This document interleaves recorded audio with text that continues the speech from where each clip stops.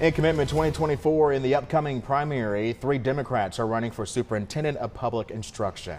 Kenan Crumble, Katie Eddings, and Mo Green are looking to take back the job held by Republicans for the past 8 years. Bill O'Neill joins us with a look at those candidates. Democrats have a teacher, an assistant principal, and a former local superintendent of schools in this race. Why are you running for this job? I'm running for this job because I have a vested interest. I have 2 babies, 9 and 10, that I want to see become successful. Kenan Crumble is an assistant principal at a high school in Wake County. What is it that you want to do if you have this job?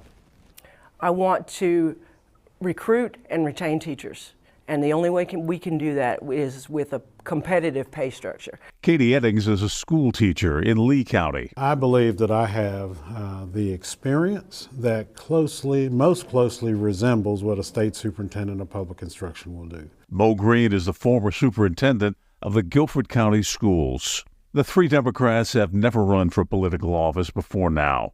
One of them says he was recruited for the job of superintendent. Governor Roy Cooper asking me to consider running.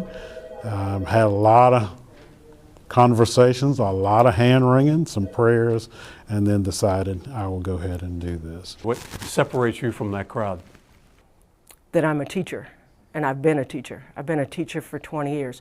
I've done almost every job in a school building.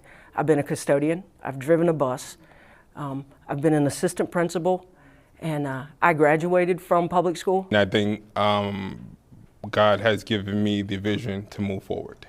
And I think with that, I believe that I will be successful. But also I invested, and I am passionate about this. And I believe that with my team and my family and my support, I think I'll be successful. To help with the candidate interviews, I've reached out to an educator for questions.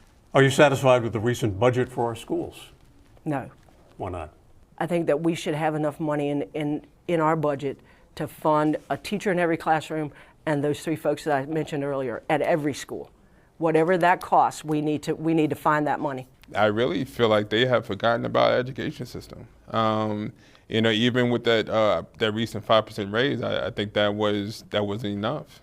I have not seen legislation do enough for our education system, do enough for our schools. We know that billions of dollars are due. So if those billions of dollars were paid, then we wouldn't be having that first discussion about how much more is due. It's billions of dollars. Green refers to the Leandro case, where public schools sued the state over a lack of funding.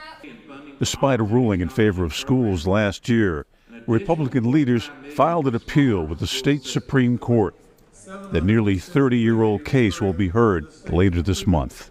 What is your plan for addressing the teacher shortage in North Carolina? You've laid out the fact that there is one. Right. What would you do to address it? I think the best people, once we get this pay structure where we need it, we have to use senior teachers to recruit. Is there anything that the current office holder of this particular job has either done or not done that you object to?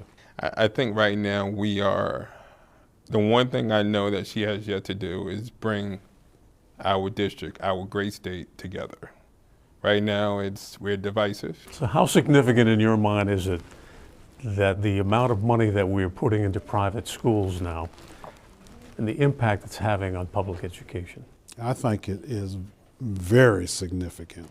I am certainly in favor of school choice. There's no question about it. However, the Constitution of North Carolina requires a public school system that is adequately funded. That's where we got to start first. One of the 3 candidates in this race must get at least 30% of the vote in order to avoid a runoff. Bill O'Neill, WXII 12 News.